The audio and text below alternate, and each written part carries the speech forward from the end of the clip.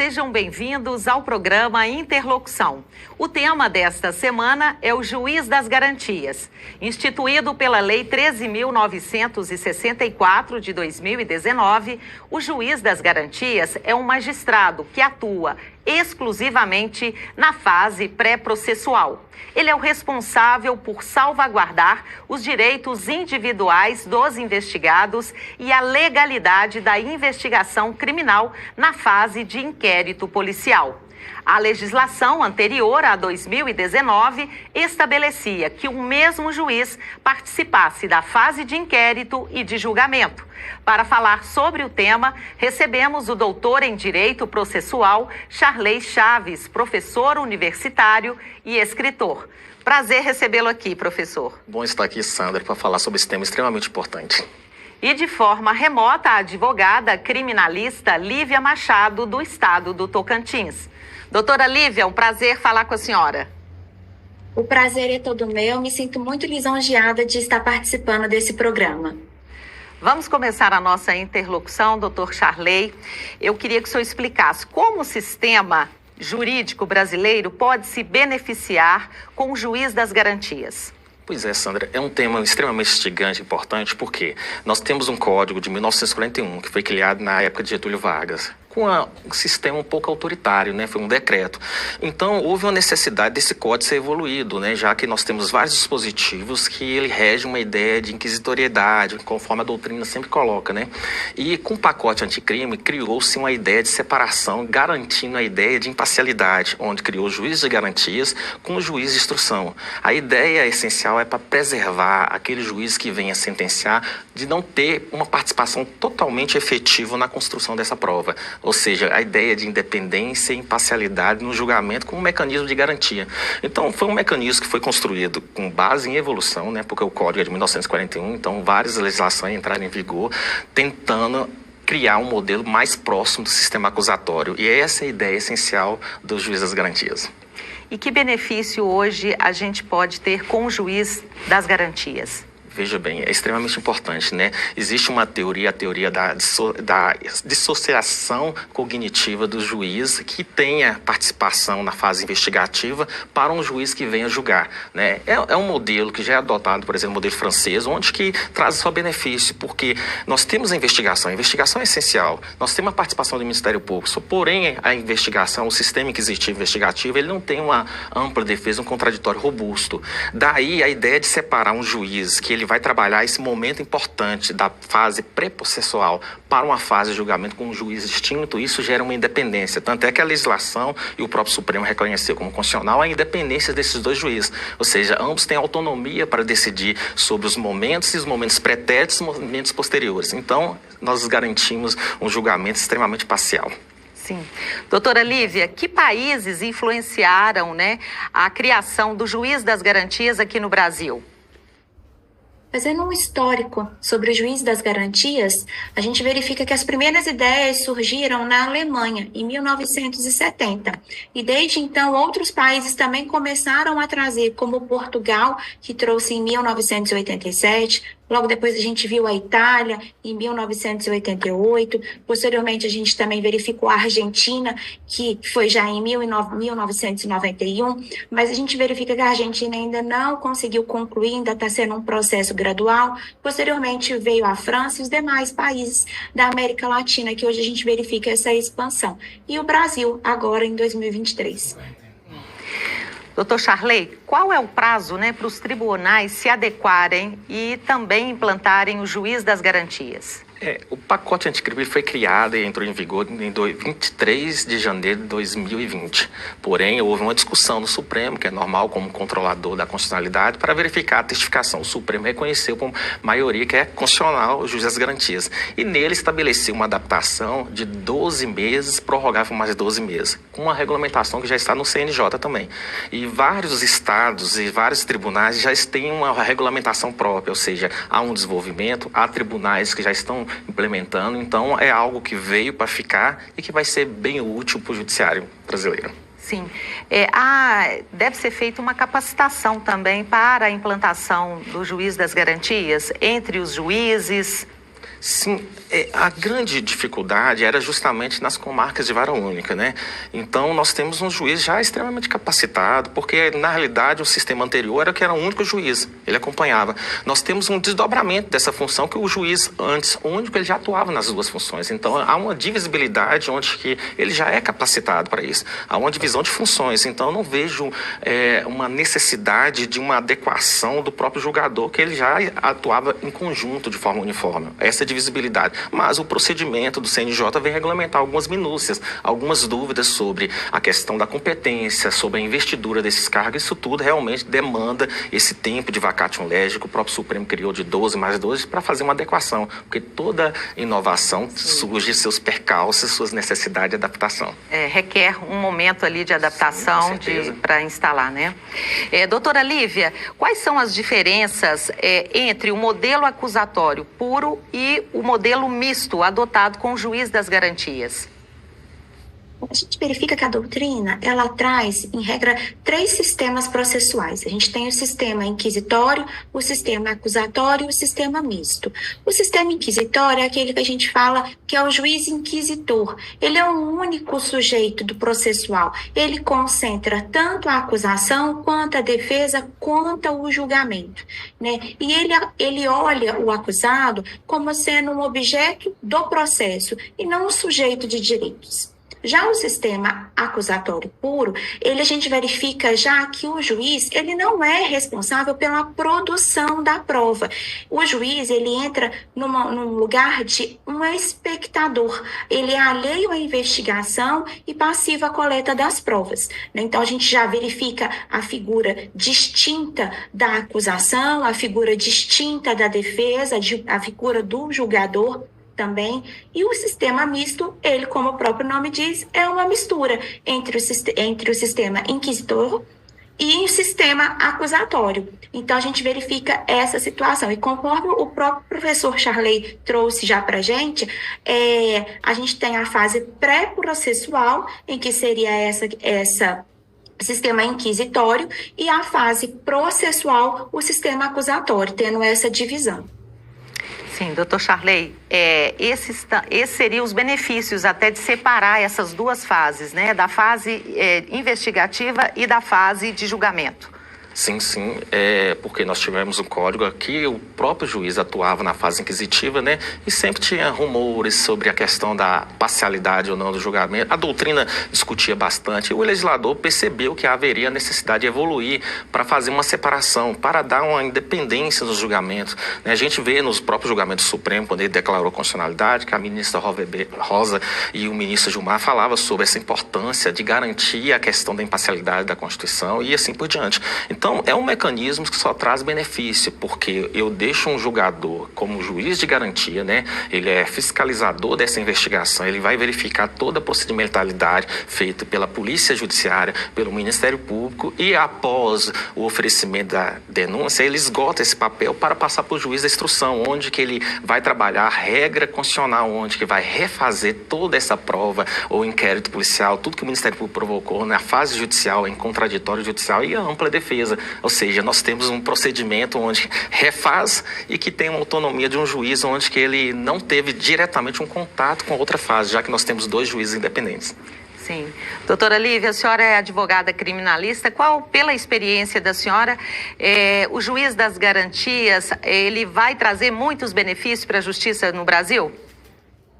Vai. Com certeza ele vai trazer muitos benefícios. Conforme, né, o doutor Charley trouxe para nós, essa divisão de um juiz cuidando tão somente da fase pré-processual e posteriormente um outro juiz cuidando da fase processual, ele reafirma a imparcialidade do judiciário, né? Porque a gente verifica que há alguns processos em que a gente tem no inquérito que algumas provas elas são obtidas ilicitamente, e aí de forma inconsciente a cognição do juiz é contaminada. Ela acaba, de uma certa forma, contaminando sendo, né, inconscientemente o juiz que vai exercer o julgamento. Então, tendo essa divisão, você trazendo um novo julgador para poder avaliar somente as provas válidas, as provas que foram obtidas de forma lícita, contribui fundamental para que a gente tenha, assim, uma justiça correta, uma decisão dentro dos conformes legais. Doutor Charley, o TRF-1 já implantou o juiz das garantias no Brasil. É um processo também que o senhor acha que vai ocorrer dentro desse prazo de 2 anos? Sim, eu imagino que vai ser cumprido o prazo que o Supremo colocou de 12 para mais 12, prorrogável, né? Justamente porque hoje nós temos a tecnologia, né? O processo informatizado, né? Que antigamente eu acho que o juiz das garantias, nesse modo, poderia gerar confusão nas comarcas de vara única, né? Já que eu precisaria de um novo juiz. E a distância, o Brasil tem um território imenso, né? Mas eu vejo com bons olhos a tecnologia. E o processo hoje, nós estamos caminhando para 100%, né? De processo informatizado. E com isso, a permissibilidade de usar os sistemas, audiências online, isso tudo vem a facilitar esse mecanismo para implementar. Então, eu vejo que agregado com a tecnologia, alegado com o processo informatizado, o PJE que nós temos, né, o Projudice também, e outros mecanismos processuais, eles venham ajudar a adequação e implementação desse dispositivo que foi constitucionalizado pelo Supremo e que vai trazer uma grande evolução, já que nós temos um código de 41 que ele está sendo amoldado, ou seja, construído para melhorar. Ao longo, né, desse prazo aí. Ao longo desse tempo, né? Tá todo. certo. Sim. Nós vamos para um rápido intervalo e já voltamos com o programa Interlocução.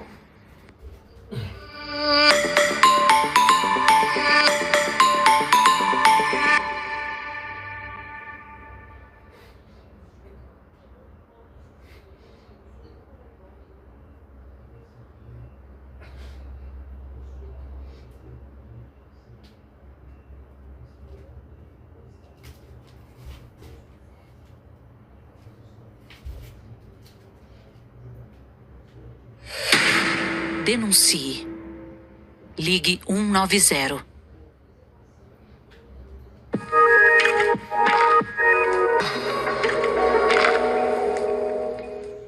Da tela da televisão para o celular. A partir de agora, a TV Justiça está na palma da sua mão. Toda a programação da TV e Rádio Justiça, com as notícias e informações do Poder Judiciário, estão disponíveis no aplicativo TV Justiça Mais. Aqui tem transmissões ao vivo, com destaque para sessões plenárias do Supremo Tribunal Federal, Tribunal Superior do Trabalho e do Tribunal Superior Eleitoral. Os principais julgamentos por temas, o Jornal da Justiça com as mais recentes notícias e decisões do mundo jurídico. Tem também programas educativos, documentários e grandes reportagens. Baixe agora. Para aparelhos com sistema Android ou iOS, é só procurar na loja de aplicativos do seu celular. TV Justiça Mais é informação jurídica ao seu alcance, onde e quando você precisar.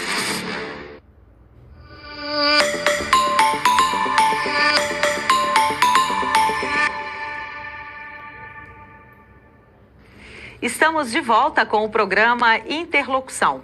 Hoje o tema é o juiz das garantias. Dr. Charley Chaves, vamos falar desses desafios para a implementação do juiz das garantias no Brasil. Bom, o primeiro desafio que nós temos é justamente essa evolução legislativa, né? Nós temos um código de 1941 e o legislador desafiou a trazer um mecanismo que é moderno para esse código.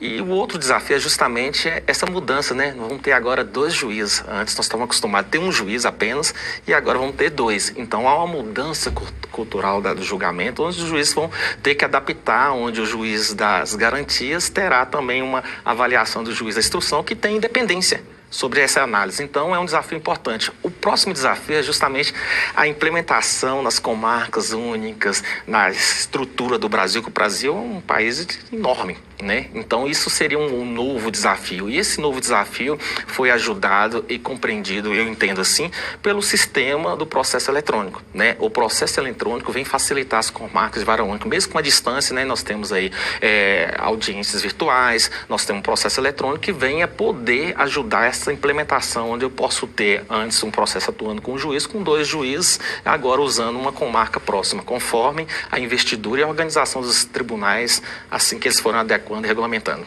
E as partes que fazem, estão presentes no período investigativo, o senhor acha que haverá essa concordância e aí a ajuda entre um e outro para que haja essa fase completa, bem investigada e imparcial?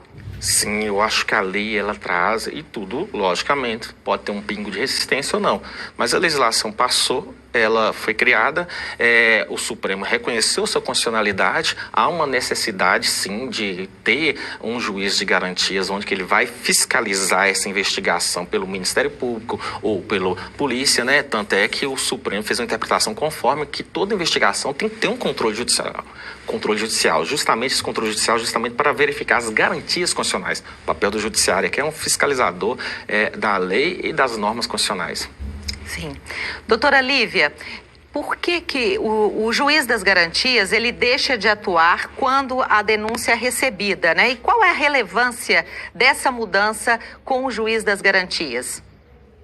A gente verifica que a atuação do juiz nas garantias, ele fica uma atuação muito mais presente na questão do controle da legalidade na investigação criminal, porque de fato o juiz ele vai atuar direto nessa situação e aí ele vai poder verificar com mais presença a existência de provas, como essas provas foram colhidas, como foi feita a produção dessas provas durante a fase pré-processual e aí havendo a ruptura, vamos dizer assim, terminando essa fase pré-processual, somente aquelas provas que de fato estão dentro da conformidade legal, dentro dos princípios legais e constitucionais, é que será possível ir para a instrução processual. E aí sim, essas provas servirão de cognição para que o juiz da instrução criminal tenha todo um arcabouço probatório lícito e correto e esteja apto a poder julgar aquela causa. Agora, a questão do juiz das garantias, acompanhando esse processo investigativo,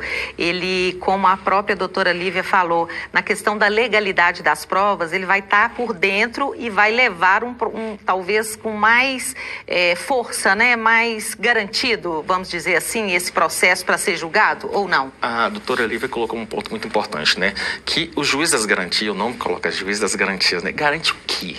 Né? Nós temos uma investigação que é pelo sistema inquisitivo da polícia. Nós temos também a possibilidade de investigação do Ministério Público. Então, há uma colheita para justamente justificar a justa causa da denúncia, ou seja, um elemento que depois deve ser refeito em juízo, agora pelo juiz da instrução.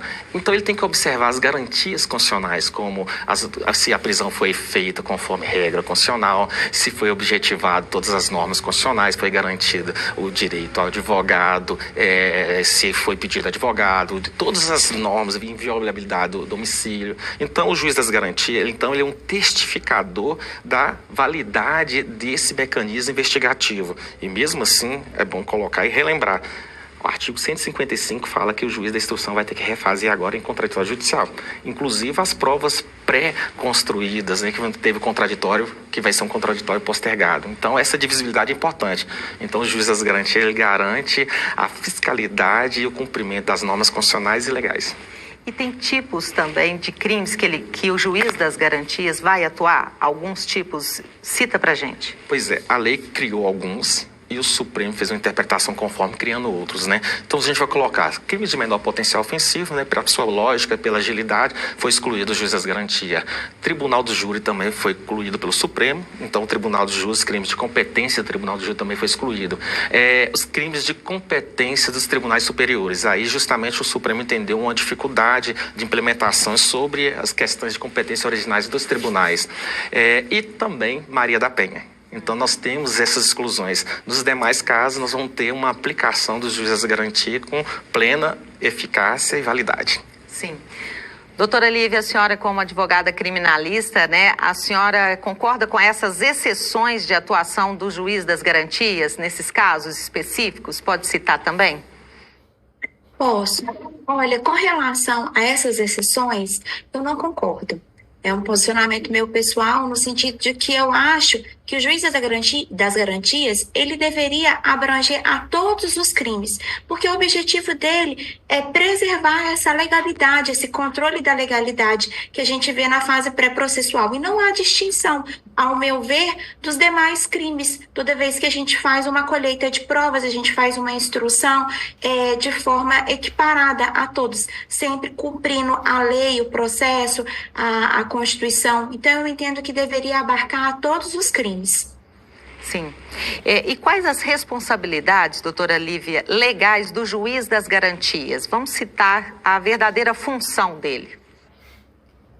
Olha, inicialmente a gente verifica, né, que até conforme alguns ministros já se manifestaram, seria a questão da imparcialidade, da gente conseguir trazer de forma límpida a imparcialidade do juiz para a atuação durante o processo. Mas a gente verifica também a importância no sentido de ter esse controle da legalidade na investigação criminal, porque a gente verifica que algumas provas, em razão do perecimento da prova, ela só consegue ser produzida uma única vez e às vezes acontece na fase pré-processual. Então, você tendo um juiz que atua de forma em permitir essa produção de prova, né, dentro da legalidade, trazendo o contraditório, trazendo a ampla defesa, essa prova ela torna com muito mais força, ela vem com essa possibilidade de se